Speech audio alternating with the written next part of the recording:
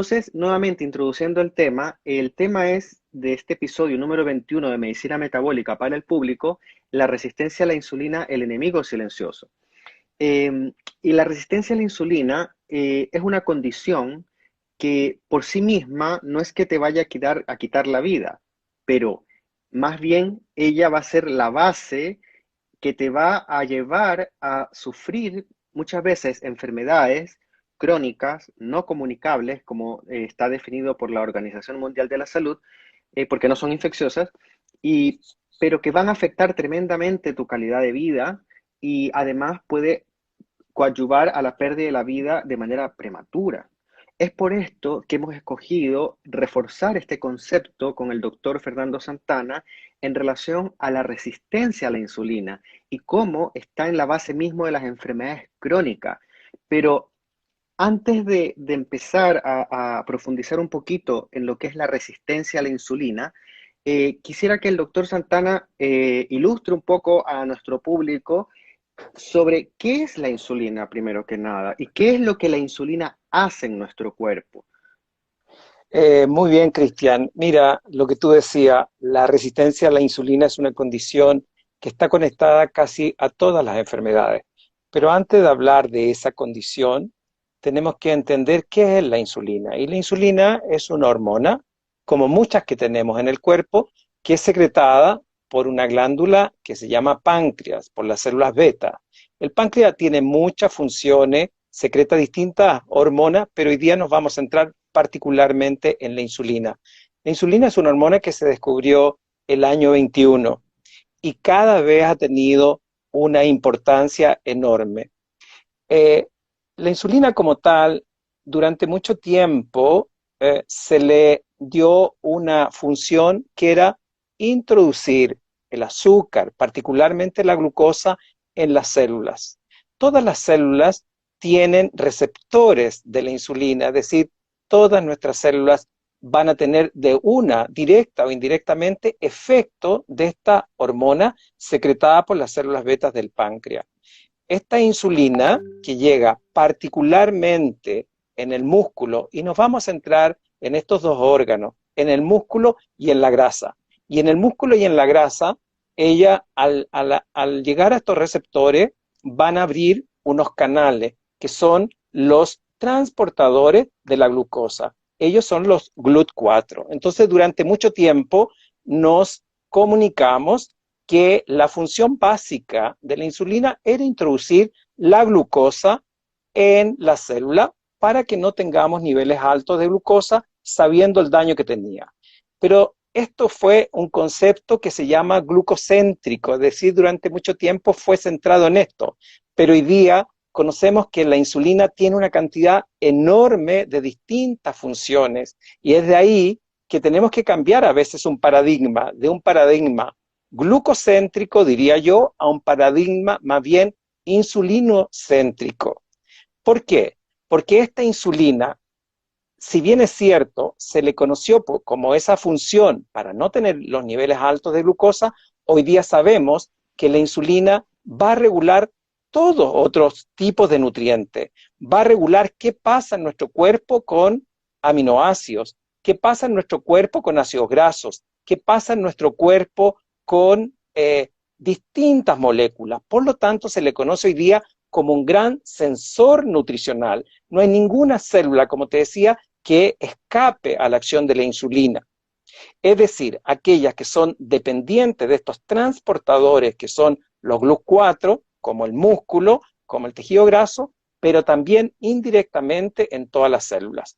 Por lo tanto, tiene funciones anabólicas, eso significa de crecimiento, pero también anticatabólica, es decir, por ejemplo, la tendencia a la acumulación de energía que lo vamos a hacer en el cuerpo en forma de grasa, particularmente en nuestras células grasas, que son los adipocitos, ahí viene la relación con los triglicéridos, y también, ¿no es cierto?, como verdadero estimulación de estos ladrillos para construir, para hipertrofiar, para crecer. Entonces ahí encontramos que la insulina tiene funciones anabólicas, de crecimiento, de estímulo, y también funciones que se llaman anticatabólicas.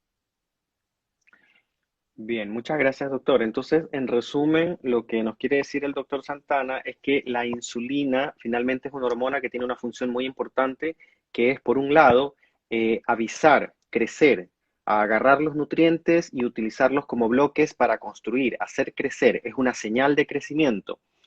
Eh, y, eh, y además da la orden de que debe además almacenar la energía. Entonces, acumula, aglutina, almacena grasa. Bien, entonces, ahora que ya sabemos lo que es la insulina, doctor, por favor, cuéntele a nuestro público de qué se trata la resistencia a la insulina y cuál es el efecto de ella en el organismo. Lo importante es eso, como te explicaba anteriormente, ¿no es cierto? Que ya la insulina tiene este tipo de funciones debido a la alta prevalencia de enfermedades crónicas. Como tú decías en un comienzo, la mayoría de las enfermedades crónicas para nuestro público, hipertensión, diabetes, resistencia a la insulina, ya veremos el síndrome metabólico, patologías como por ejemplo la disfunción eréctil en el hombre, problemas a nivel de tipo cardíaco, coronario, en fin, muchas enfermedades crónicas, siempre tenemos que nosotros ver dónde en ese contexto tiene lugar la insulina. ¿A qué llamamos la resistencia a la insulina? Como te explicaba, esta hormona va a ir a actuar en estos receptores celulares, pero es como que la célula ya no le obedece a la insulina. ¿Por qué? Porque en la medida que vamos a tener mayor cantidad de glicemia o azúcar circulante, va a obligar a que el páncreas secrete mayor cantidad de insulina, pero esa mayor cantidad de insulina, la célula como que se hace sorda, como que no lo obedece. Es como si tú tuvieras la llave para poder abrir, la insulina es la llave, y cada vez va a obedecer menos para distintas puertas. Por lo tanto, la célula le dice al páncreas, por favor, yo necesito comer, yo necesito glucosa, no me está llegando. Ok, te voy a mandar mayor cantidad de insulina.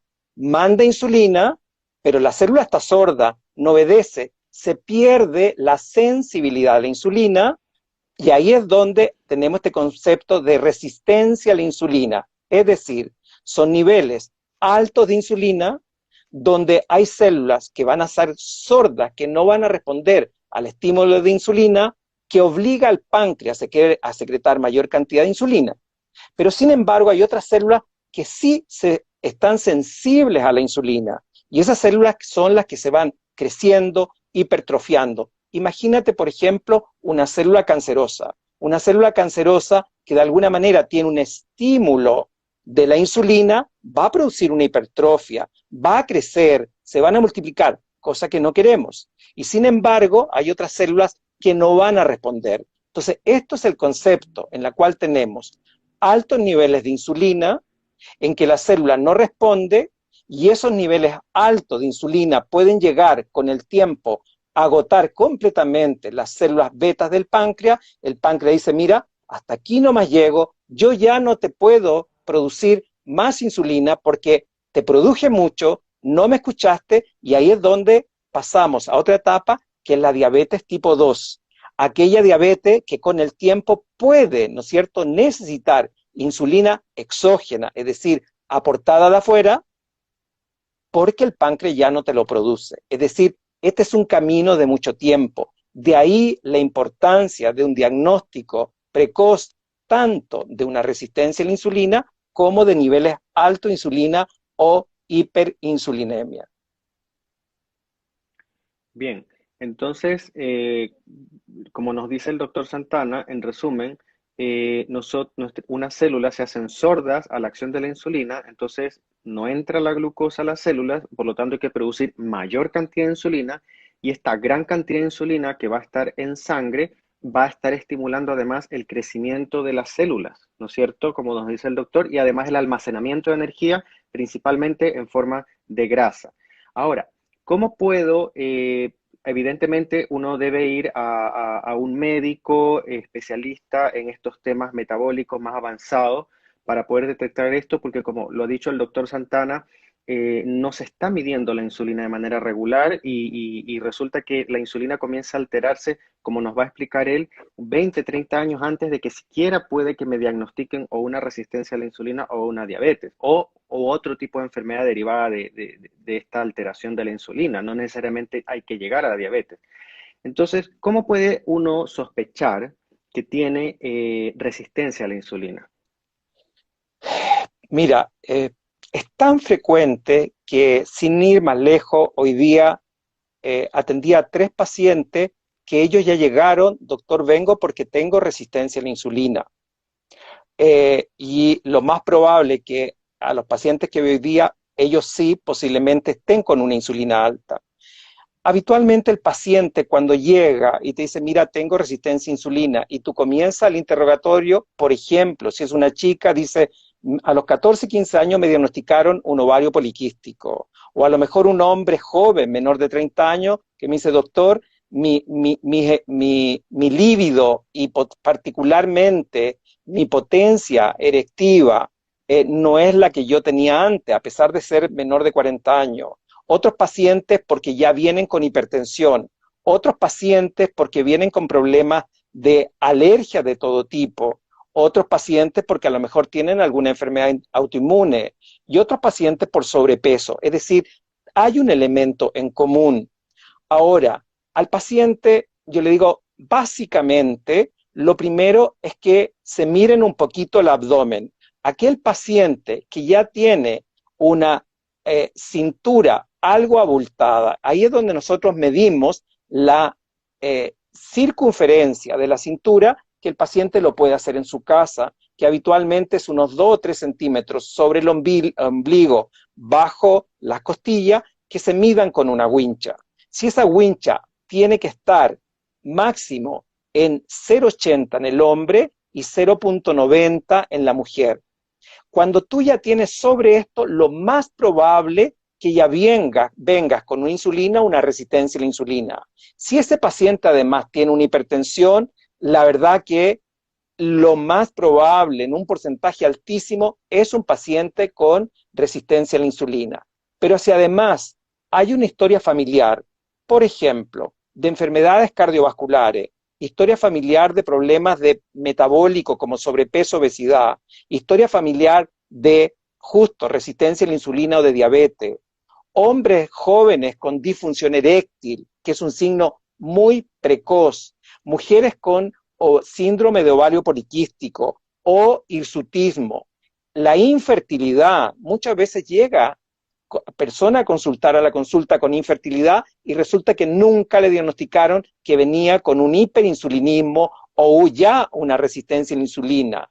La presencia de papilomas cutáneas, lo que se llama acrocordones, que son pequeños solevantamientos que los pacientes pueden encontrarse en la zona cervical, en la zona axilar, a veces en la parte superior del dorso, o pigmentación oscura, que también puede ser en el cuello, en las axilas, o marcado algunas pigmentaciones en el cuello. Eso se llama acantosis nigricans, es decir, hay una serie de signos y síntomas que el paciente puede empezar ya a conocer, que son ya síntomas clínicos de una resistencia a la insulina. Pero la pregunta es, si ese paciente ya tiene esa pigmentación, ya tiene los acrocordones, ya tiene la hipertensión, ya tiene la disfunción eréctil, ya tiene la infertilidad, ¿cuánto tiempo viene arrastrando alto la insulina que nunca se la han diagnosticado? Porque lamentablemente lo más semejante es lo que llamamos y vamos a conocer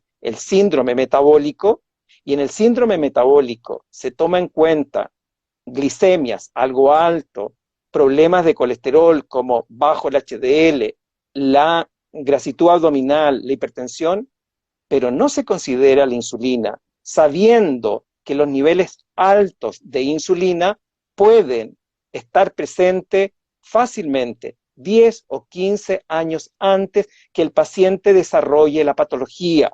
Por eso nuestro objetivo en medicina preventiva, nuestro objetivo en medicina de longevidad activa es no lleguemos a hacer la patología, prevenir antes de curar. Y si esta patología está presente, siempre ir a buscar la insulina o la resistencia a la insulina, diagnosticarla y tratarla. Porque en la medida que tú la trates, puedes revertir una hipertensión. Por eso, para los médicos funcionales que van a la raíz del problema, las hipertensiones esenciales o los problemas cardiovasculares muchas veces fueron niveles altos de insulina o resistencia a la insulina o diabetes muy precoz, prediabetes o in situ, que nunca fueron diagnosticados a tiempo. Muchas gracias, doctor Santana. Y bueno, le damos la bienvenida a todo nuestro público que se ha venido incorporando recién. Estamos hablando del tema resistencia a la insulina, un enemigo silencioso. Y también saludar a nuestros amigos de YouTube que tengo acá, Facebook, que están también en vivo y en directo acompañándonos en esta transmisión. Eh, bueno, recordar, ahora recién el doctor nos ha hablado cómo saber si tengo una resistencia a la insulina. Es importante que el médico sea el que lo diagnostique, pero ya el doctor nos dio algunas pistas de cuáles pueden ser algunos signos o síntomas que uno puede detectar y entre ellos quiero destacar el tema de la circunferencia de la cintura. También pueden sacar la relación cintura-cadera, pero ya solamente con la circunferencia de cintura, que si es mayor a 90 centímetros en hombre y mayor a 80 centímetros en mujer, por favor, hay que sacar la bandera roja y ojo. Y damos nuestros saludos a Bárbara. Gracias por los saludos que manda también al doctor Santana de Keto Club. Gracias por estar escuchándonos. Ya nos veremos pronto, Barbarita. Bueno, y ahora, doctor Santana, en este espectro de la resistencia a la insulina, porque finalmente no es algo estático, ¿no es cierto? Es algo que se va desarrollando en el tiempo y de manera silenciosa debido a que no se mide, no se la busca, porque la glicemia, es decir, el azúcar en sangre, puede estar normal, estable, muchos años, pero resulta que el páncreas está produciendo una gran cantidad de insulina para mantener esa glucosa normal. Entonces, es muy común, lo que pasa es que no se busca. Y siendo que es tan común esta resistencia a la insulina y a veces muchos no tienen síntomas, como lo acaba de explicar el doctor Santana, doctor, ¿puede haber gente más predispuesta a sufrir esta resistencia a la insulina? ¿Qué tan común es? Mira, la resistencia a la insulina hoy día es la disfunción metabólica más frecuente y particularmente tiene que ver con nuestro estilo de vida. Si bien es cierto, hay una predisposición de tipo familiar, como te decía anteriormente, eso puede ser un 17, un 20%, pero gran parte tiene que ver cómo vivo, qué me echo a la boca, si tengo una vida sedentaria, cómo está mi ritmo circadiano, cómo está mi cortisol, es decir, tiene que ver con una serie de factores. Por tanto, al final, los responsables somos nosotros mismos.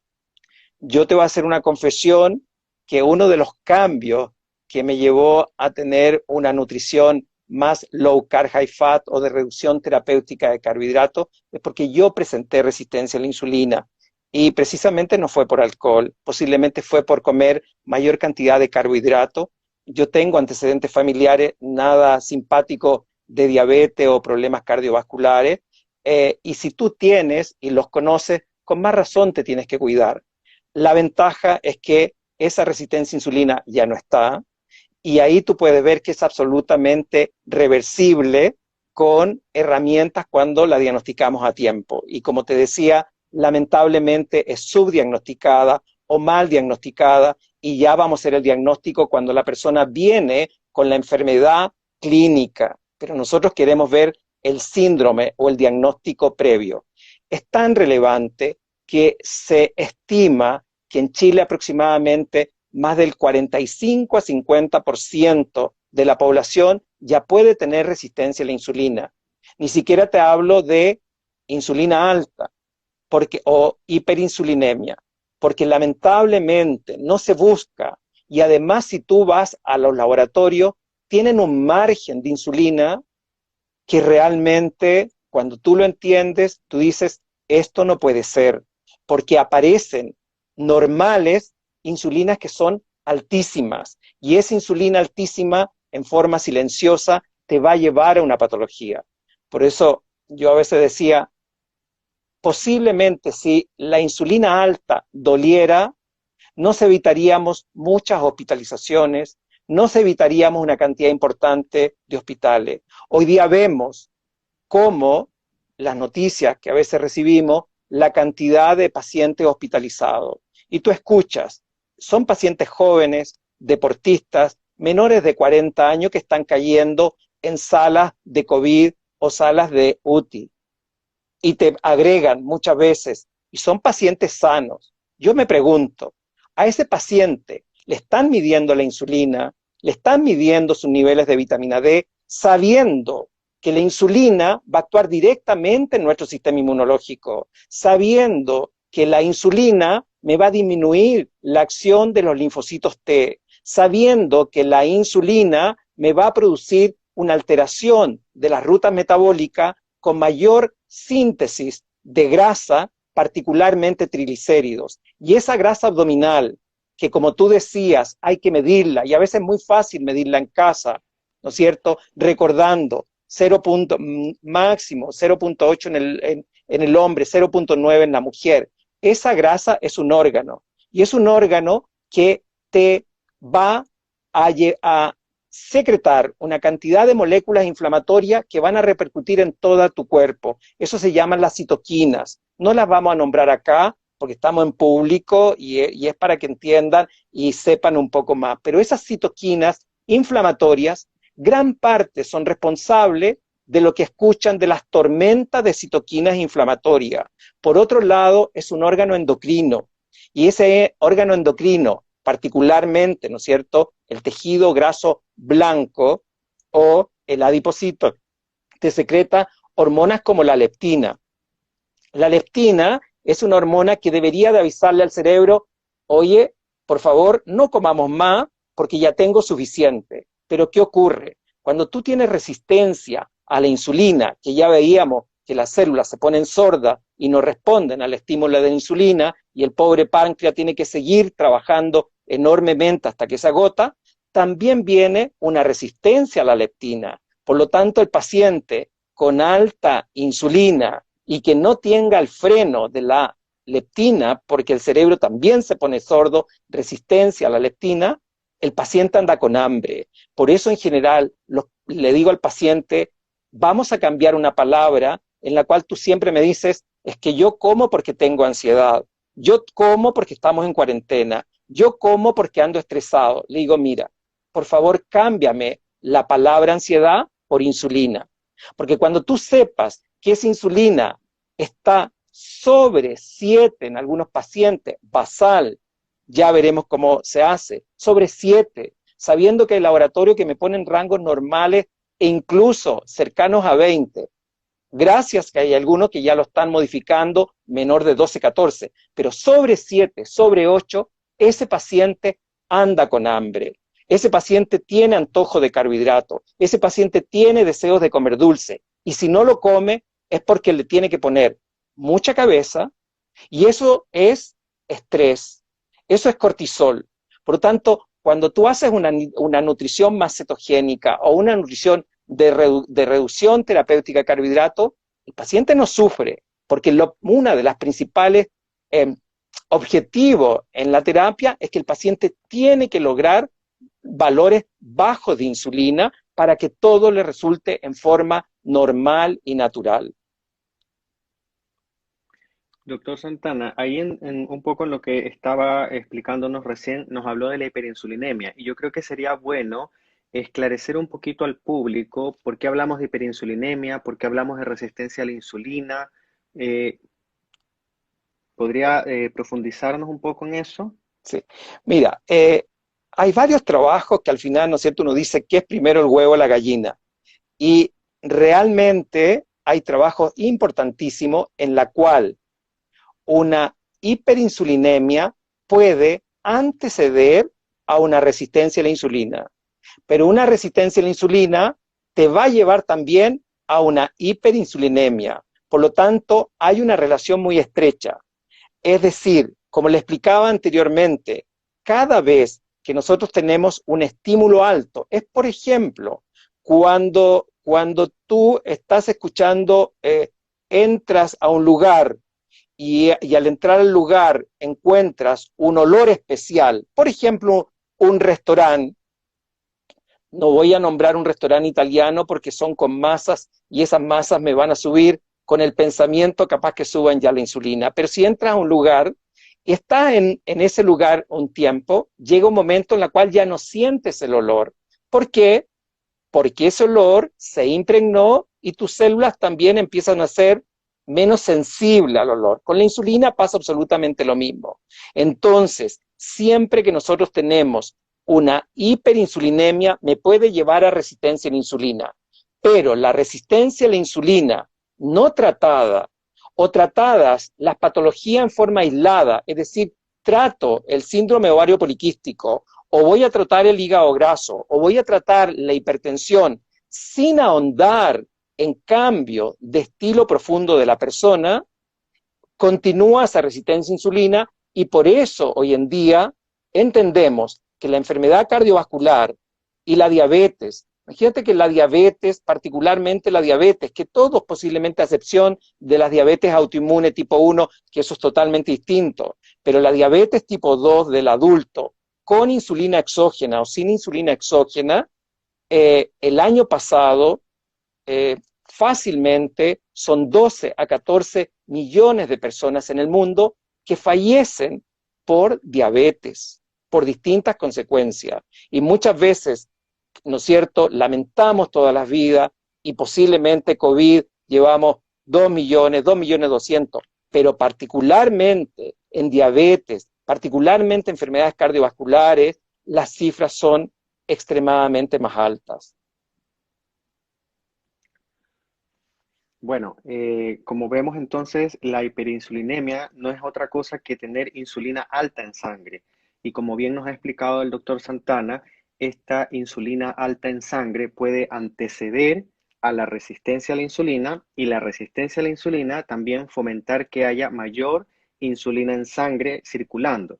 Ahora bien, eh, la hiperinsulinemia no se está diagnosticando y yo puedo tener, como preguntaba una persona en el chat, puedo tener años de años la glucosa normal, pero ¿a qué costo? ¿Cómo sabemos qué está ocurriendo detrás? Y muchas veces yo puedo medir una insulina en ayunas y puede aparecer perfectamente normal.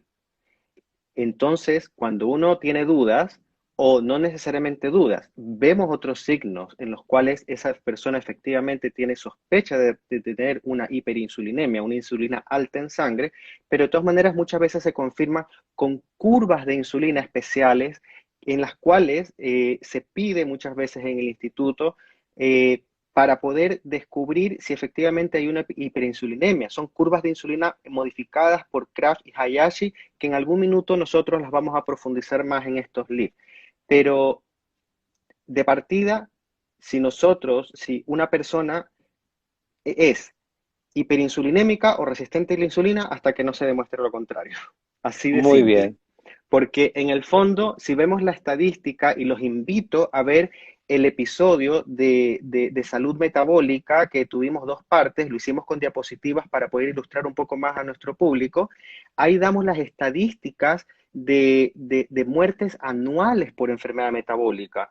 Y en ese mismo, en esa misma, en esos mismos capítulos, nosotros explicamos de alguna manera cómo la insulina, la hiperinsulinemia y por ende la resistencia a la insulina está en la base misma de todas esas enfermedades crónicas no comunicables que se llevan a 41 millones de personas todas juntas de manera prematura año a año. Solamente el año pasado han fallecido más de 10 millones de personas por cáncer y sabemos que en el cáncer está implicada la insulina secretada en alto grado, porque es una señal de crecimiento que no para. Y nosotros queremos tener insulina, porque la insulina es para reparar, pero no queremos tener insulina a todas horas del día, en momentos clave. Es por eso la importancia de una reducción terapéutica de carbohidratos, donde vamos a saber en qué minuto nosotros queremos estimular a la insulina y en qué momento no. De qué manera estratégica vamos a aprender a estimular otras hormonas con nuestra alimentación para contrarrestar el efecto de la insulina y hacer un efecto de regeneración celular. Eso es posible. Como preguntaba una persona en el chat, la resistencia a la insulina es reversible, se puede revertir y muchas de las enfermedades, consecuencias de ella también. Ahora, doctor Santana, en relación a los factores del estilo de vida que pueden influir sobre la resistencia a la insulina, sabemos que el sedentarismo es uno de los grandes causantes. En la última encuesta nacional de salud de Chile, 12 millones de adultos chilenos son sedentarios. Lo más probable es que tengan hiperinsulinemia, por supuesto. Pero además del sedentarismo está la alimentación inadecuada. Sabemos que la alimentación inadecuada es la que va a estar estimulando constantemente la insulina. El alcohol y no respetar nuestros ciclos circadianos. También podríamos profundizar un poco en esa parte porque hoy día con las pantallas, con los teléfonos, como que no estamos prestando tanta atención a este problema de los ciclos circadianos, el sueño y la hiperinsulinemia.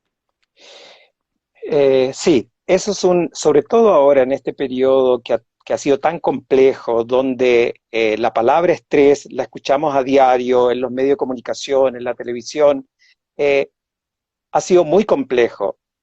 Muchas diabetes y un gran porcentaje, si son diabetes, imagínate, retrocedamos la resistencia a insulina, retrocedamos un poco en la insulina alta, ¿no es cierto? En este proceso de llegar a la enfermedad crónica, se han desarrollado particularmente en este periodo de pandemia.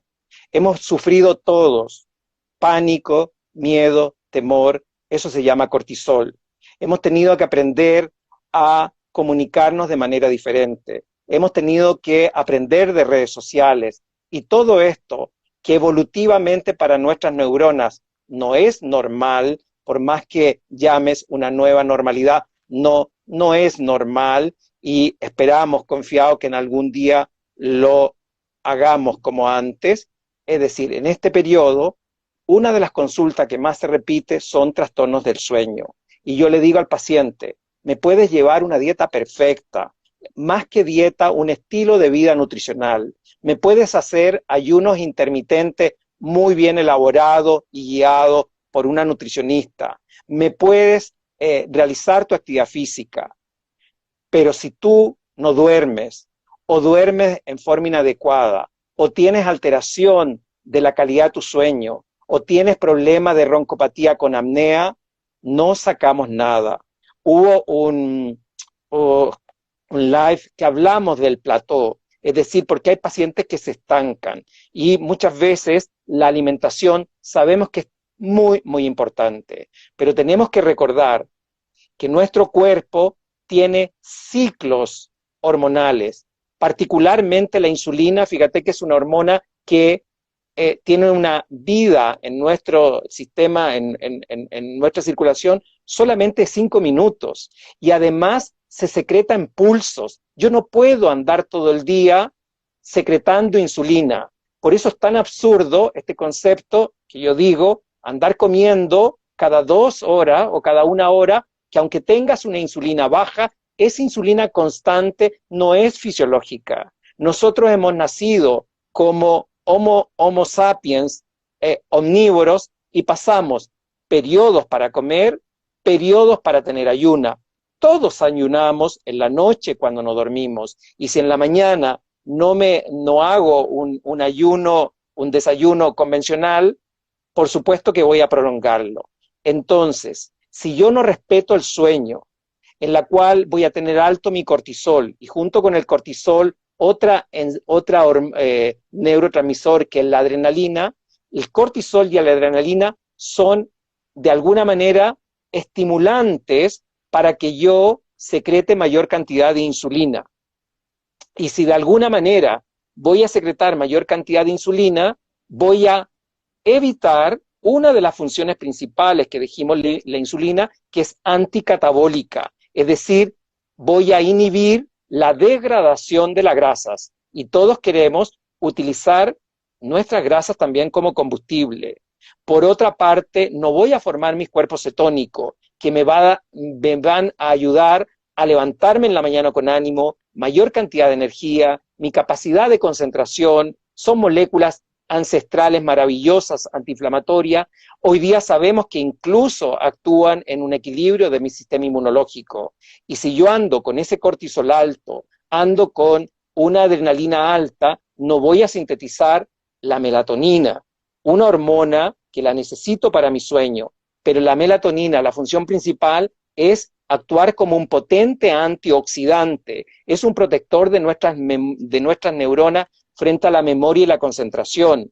Y hoy día sabemos que la grasa la quemamos particularmente entre las 11 de la noche y las 3 de la mañana, en ese periodo metabólico donde empieza a funcionar fisiológicamente la leptina. Y si yo tengo niveles adecuados de leptina, tengo niveles adecuados de insulina, le voy a dar las señales correctas al organismo. Pero si yo tengo alto cortisol, alta insulina y una leptina que no me responda, claro que me voy a despertar con hambre a las 2 o 3 de la mañana y voy a ir a ver qué tengo en el refrigerador y lo más probable que voy a comer algún carbohidrato. Me vas a subir la insulina, me vas a alterar los ciclos circadianos y nuevamente vamos a estar permanentemente en esta montaña rusa de mayor cantidad de carbohidratos, secreto la insulina, bajo la insulina, y el paciente, sin darse cuenta, cree que es libre de comer lo que quiere. Y le digo, no, tú no eres libre. Quien determina son tus niveles de insulina. Por lo tanto, preocúpate de que esa insulina tiene que estar baja. Y de ahí que les damos las estrategias y cómo el paciente puede gerenciar su metabolismo para mantener baja esa insulina y no que nos traicione esta insulina y que al final el paciente se siente culpable por comer fuera de hora, comer un carbohidrato, romper con las indicaciones de la nutricionista. Y le digo, tranquilo, el problema no eres tú, el problema es tu insulina. Muchas gracias, doctor. Y vemos entonces que ahora estamos entendiendo un poquito más que la causa de la hiperinsulinemia y subsecuentemente de la resistencia a la insulina es esta exposición constante que tenemos a los carbohidratos. Los carbohidratos no son malos. El problema es que, desde el punto de vista evolutivo, nosotros no estábamos acostumbrados a recibir tal cantidad de carbohidratos. Y evidentemente el carbohidrato va a tener una contraparte, que es la hormona insulina, que la va a administrar ese carbohidrato. Y ya aprendimos, como nos explicó el doctor, que la insulina va a decir, almacena y crece, hasta que agotamos por completo nuestra fisiología y entramos en esta disfunción metabólica. Es por esto que para rehabilitarnos metabólicamente es muy importante tener un plan de reducción terapéutica de carbohidratos bien formulado, pero como ha dicho el doctor Santana, no es lo único. Es fundamental también ver otros aspectos del estilo de vida, el dormir a horas adecuadas, el control del estrés, la reposición hormonal muchas veces, nutracéuticos, etcétera. Es por eso que el equipo de nutricionistas y médicos están trabajando constantemente, tanto de manera presencial o online, porque la verdadera urgencia es ahora. Es hoy que tenemos que controlar nuestra insulina, no cuando ya tuve el infarto o el diagnóstico de diabetes o el diagnóstico de intolerancia a la glucosa o cuando ya llevo años con un acné en mi piel, en mi cara, sea hombre o mujer por los ovarios poliquísticos. Recordar, insulina es crecer, crecer, crecer, almacenar. Y claro, se habla de, por ejemplo, en el caso del ovario poliquístico, muchas veces se habla de la resistencia a la insulina en el ovario, la resistencia a la insulina del folículo piloso, el acné, porque es crecimiento.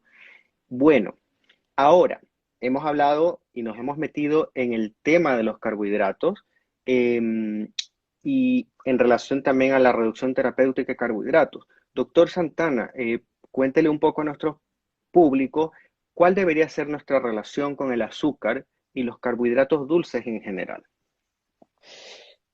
Eh, Tenemos que entender que el azúcar es tremendamente adictiva. El azúcar se considera casi como la cocaína para el cerebro. Muchos son adictivas. Un chico o un niño te va a hacer una pataleta por algo dulce y nunca te va a hacer una pataleta por una palta o por un trozo de salmón. Y ahí tú puedes entender cómo se impregna en nuestro cerebro. El problema del azúcar, ¿no es cierto?, que es un disacárido, no vamos a entrar en la materia, pero es lo que te va a llevar a producir alta insulina. Y muchos pacientes que vienen con parte de toda nuestra alimentación occidental, y hoy día lo estamos viendo mucho en pacientes orientales, o sea, la cantidad de trabajos que están llegando, que el nivel mayor de diabetes lo están teniendo los chinos y también los indios. Es decir, ellos comen una cantidad importante de carbohidratos, la mayoría son carbohidratos también de tipo refinados. Entonces, si un paciente viene con adicción al dulce, ¿cuándo nos damos cuenta que un paciente es adicto al dulce? Cuando tú se lo quitas.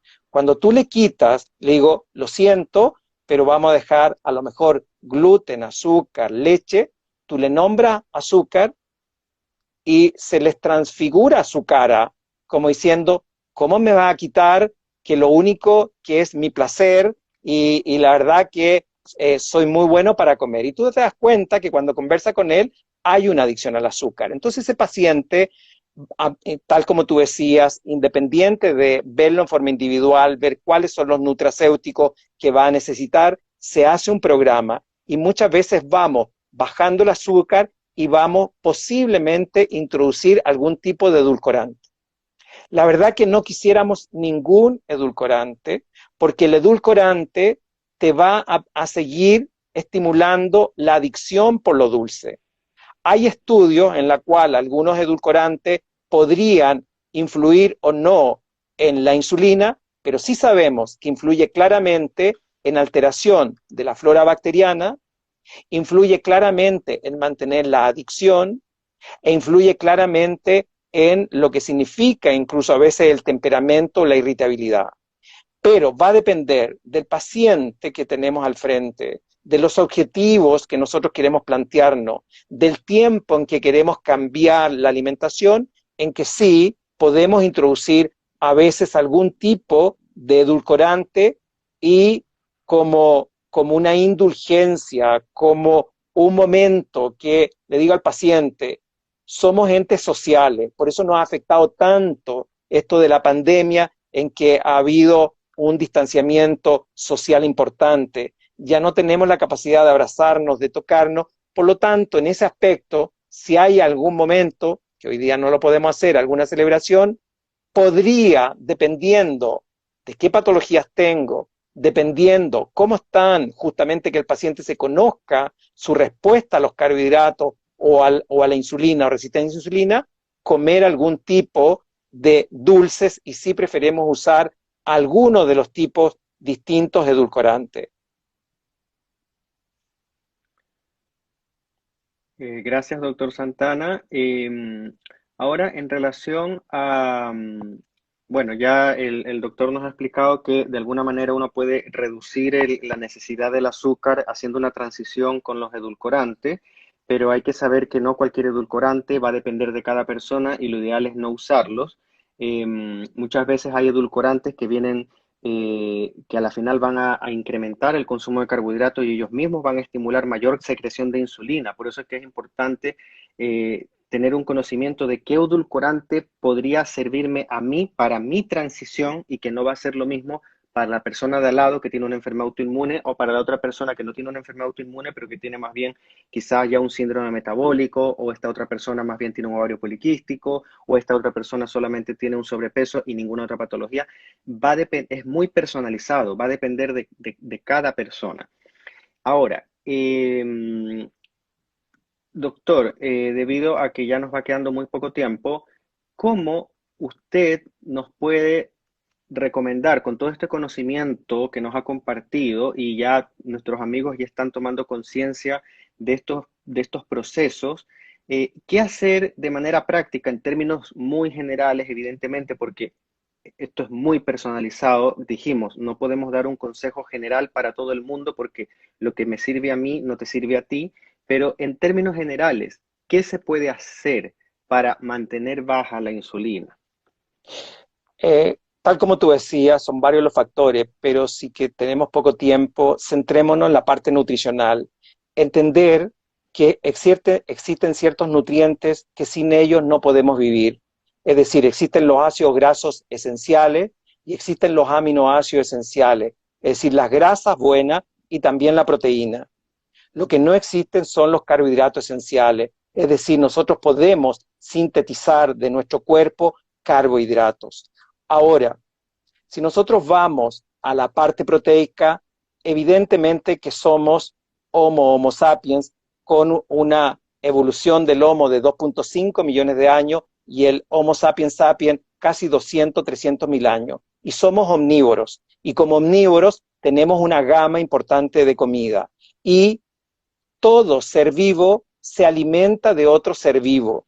Es decir, eh, nosotros necesitamos como omnívoro la gama completa y particularmente la proteína animal tiene la cantidad de aminoácidos esenciales que lamentablemente no lo encontramos en los vegetales.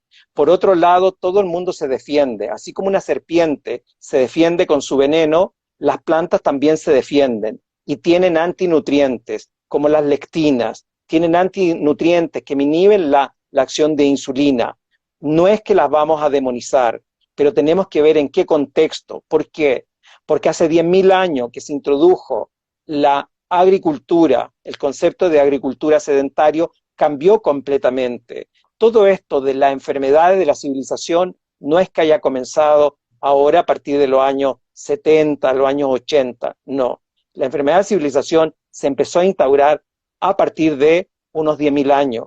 Por eso encontramos desde el antiguo egipcio una cantidad importante de patologías de tipo crónica y ellos hacían problemas cardiovasculares y accidentes vasculares a edades muy precoces. Eran el granero del mundo, estaba la cerveza, casi no se comía grandes animales, pequeños peces. Luego, carbohidratos. Si voy a comer carbohidratos personalizados, como tú dices, no quiero despertar la insulina en la mañana. Es decir, ese desayuno clásico americano que te comes waffles, que te comes huevos, pero esos huevos además van con salsas dulces y va con una cantidad importante de bollería, dulcería o pan, por supuesto que vas a andar con una insulina alta. Y esa insulina alta, si tú no lo agotas con niveles, con horas extensísimas de actividad física, como ya vimos, hipertrofio, el tejido graso en forma de triglicérido o de alguna manera todos los daños que vamos a tener la insulina.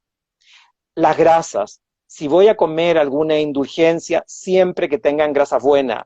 Pensemos en grasas absolutamente saturadas, grasas como es el aceite de coco, grasas como puede ser el aceite de palma refinado, como puede ser un ghee, como puede ser una mantequilla, pero no aquellas grasas o aceites refinados poliinsaturados de semillas, que son extremadamente dañinos porque son frágiles y al ser frágiles se oxidan y si se oxidan, se peroxidan y eso que se peroxida es lo que le va a ocurrir a cada una de las membranas de tu célula, a las membranas de tu mitocondria, a las membranas de tu neurona. Estamos hablando del aceite de girasol, el aceite de maravilla, el aceite de canola. No son evolutivas para el ser humano, tanto que el organismo no le queda otra que enfermar, porque no lo sabe cómo utilizar. Totalmente distinto a una grasa monoinsaturada, como puede ser a lo mejor una palta, como puede ser una aceituna, como puede ser un aceite de oliva. Por lo tanto, es muy importante, si vamos a comer alguna indulgencia, preocúpense particularmente que no vaya con estos aceites poliinsaturados de semillas refinados que son realmente dañinos. Y si vamos a comer alguna fruta que sea de muy baja cantidad de carbohidratos, por eso pensamos generalmente en berry, arándano, frutilla, mora, y generalmente recomendamos a los pacientes hacia la tarde porque queremos mantener lo más baja posible la insulina. Recordemos que una insulina baja es sinónimo de una longevidad saludable. Muchas gracias, doctor Santana. La verdad que ya quedan 5 minutos para que acabe la hora y agradecemos mucho a todos los que nos han acompañado en este episodio de Medicina Metabólica. Saludamos a nuestros amigos de YouTube que nos están viendo en directo, en Facebook, lo mismo. Estoy acá con todas las redes, dando saludos y pendiente de que todo esté funcionando muy bien. Eh, este capítulo va a quedar grabado para que lo puedan repasar a través del Instagram TV, el YouTube, el Facebook. Y también los invito a revisar los episodios anteriores de Medicina Metabólica, donde contestamos muchas de las preguntas que ha hecho el público en este chat. Ahí hablamos justamente del problema de las semillas, hablamos de la avena que han preguntado tanto. La avena es un carbohidrato, va a subir la insulina y aparte la avena es una semilla y esa semilla tiene antinutrientes que van a irritar el intestino. Entonces, no es un alimento sano. Ya el doctor Santana lo dijo, yo en la mañana yo quiero continuar el efecto bajo de insulina que alcancé mientras dormía, entonces mi desayuno principalmente grasas, proteínas y carbohidratos recién vamos a implementar después de las 5 de la tarde, que eso, qué carbohidrato, qué dosis, cuál, bueno, eso es muy personalizado, no es para todo el mundo igual. Tenemos excelentes nutricionistas que nos apoyan en todo en la terapia y también médicos. No solamente está el doctor Fernando Santana, tenemos un equipo de médicos que también van a poder asesorar y guiar en esta rehabilitación metabólica.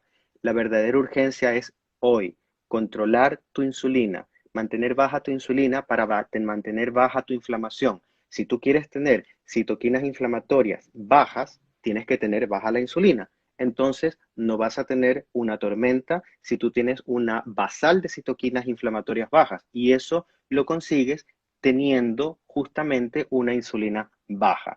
Y si nosotros nos aproximamos a una alimentación lo más evolutiva posible, vamos a mantener ese estado antiinflamatorio que nosotros buscamos para mantenernos sanos. Así que los invito a ver los otros episodios y por ahora nos despedimos. Esténse atentos a las redes sociales, YouTube, Facebook, @Calevit Chile por Instagram TV también. El doctor Santana, no sé si quiere decir 2 o 3 palabritas para despedirse. No, gracias, Cristian, y la idea es apoyar al público, a la gente y temas que ellos quieran tocar, que feliz que nos manden por las distintas redes sociales para poder ver. Y en lo último, hoy día estamos tan preocupados por la cantidad de pacientes hospitalizados por lo que significa pandemia. Y si tú revisas obesidad, diabetes, hipertensión, problemas oncológicos, problemas de grasitud abdominal, cuando todo eso tienen un elemento en común, que es la hiperinsulinemia. Y tú te preguntas, si precozmente diagnosticamos la hiperinsulinemia, ¿estarán realmente hospitalizados tantos pacientes sabiendo que tu sistema inmune nunca te va a abandonar? Tu sistema inmune va a estar ahí presente por este virus, por otro virus, pero si tú cuidas tu sistema inmune e indirectamente lo vas a cuidar bajando la insulina con un estilo de vida saludable, no sé si las cifras de hospitalización serían las mismas que tenemos hoy día. Así que profundamente agradecido y entender que la prevención es la mejor medicina. Buenas noches. Gracias, Chao, doctor gracias. Santana. Gracias a todos.